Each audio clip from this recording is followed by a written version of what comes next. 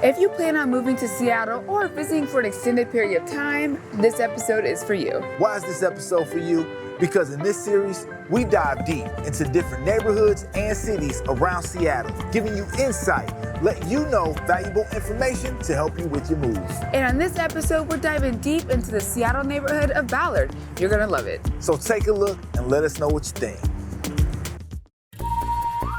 On the original land of the Duwamish peoples, northwest of downtown Seattle sits the Ballard neighborhood, a laid-back, hip, and walkable neighborhood that's considered by many to be among Seattle's most popular. Ballard's close proximity to both the Lake Washington Ship Canal and Puget Sound's Shy-Shoal Bay lends to everything that makes this neighborhood so iconic. A major example being the Ballard Locks. Officially known as the Hiram M. Chittenden Locks, this important system links the Puget Sound with Lake Union and Lake Washington, and is also considered one of Seattle's top tourist attractions. The Locks' major attraction to tourists is not surprising, considering that it is an engineering marvel. Completed in 1917 by the U.S. Army Corps of Engineers, the Locks drop vessels as much as 26 feet even with the Puget Sound, while managing the exchange of fresh water and salt water. The locks also serve other important purposes. For example, its 21-step fish ladder is a critical link for salmon and steelhead heading upstream to spawn. But the locks aren't the only attraction that elevates Ballard's water proximity. Ballard is also home to one of our favorite Seattle beaches, Golden Gardens Park. Golden Gardens Park is one of the most beautiful beaches in Seattle, especially in the summertime. It's also one of the oldest beach parks in the city. Ballard's proximity to water may have also played a part in the neighborhood's heritage. Just like another Washington town we've previously covered, the early European settlers of Ballard were Norwegian. And also like the other town, Ballard celebrates its Nordic connection. Just like Paulsbo, Ballard celebrates a Nordic heritage. Within the neighborhood sits the National Nordic Museum, the only institution in the U.S. that covers the history and culture of the entire Nordic region. With its size and deep historic roots, one would be right to think that Ballard offers as much as a small town. That's because before it was annexed into Seattle, it was its own city. And apparently early residents were proud of Ballard being its own city as much as its Nordic heritage. Since its founding in 1890, the town of Ballard had enjoyed a sense of pride being its own separate city. But the rapidly growing town had a major problem: lack of clean water supply. In 1902, the town of Ballard found a solution in signing an agreement to tap into the city of Seattle's water system. But the increasingly high usage led to higher costs, eventually leading to annexation being put on the table. Finally, in 1905, annexation is introduced on the ballot for the first time. At first, the Ballard pride held strong, with residents overwhelmingly rejecting it.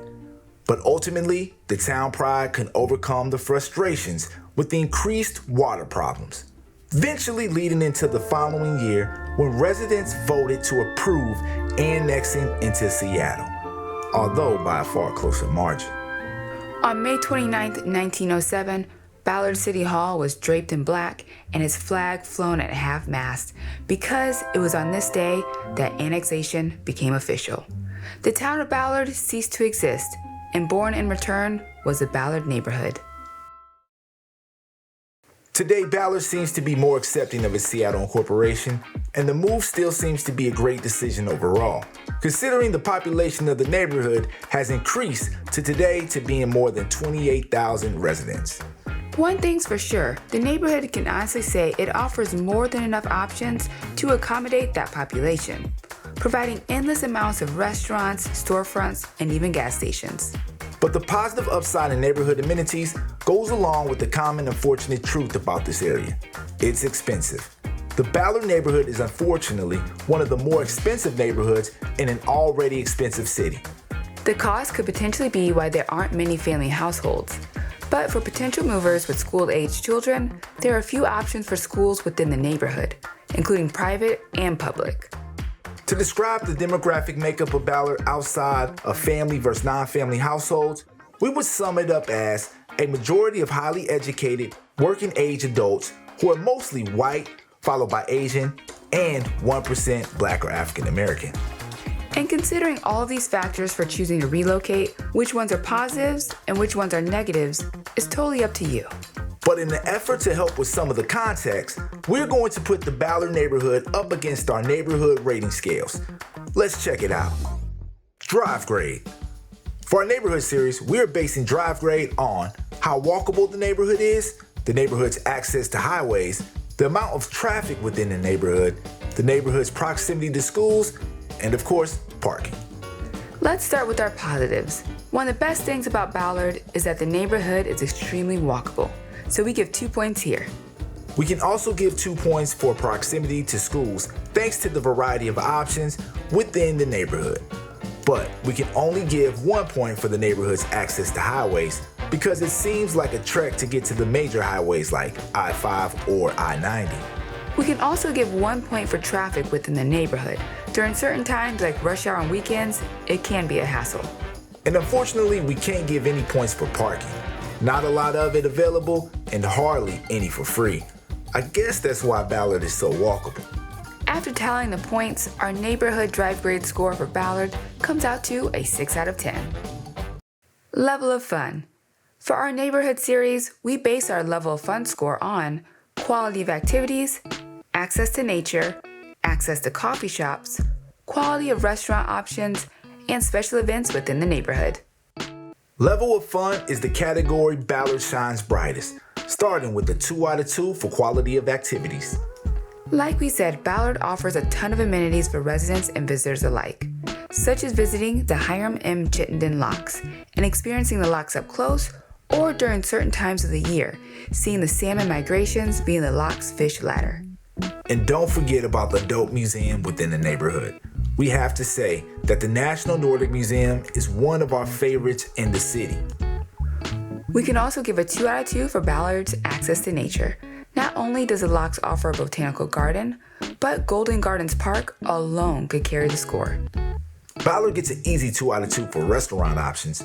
There are a lot of options around here, but one of our favorite experiences was at Lock Spot Cafe, a historic tavern/restaurant with a dope atmosphere, delicious food, and great drinks.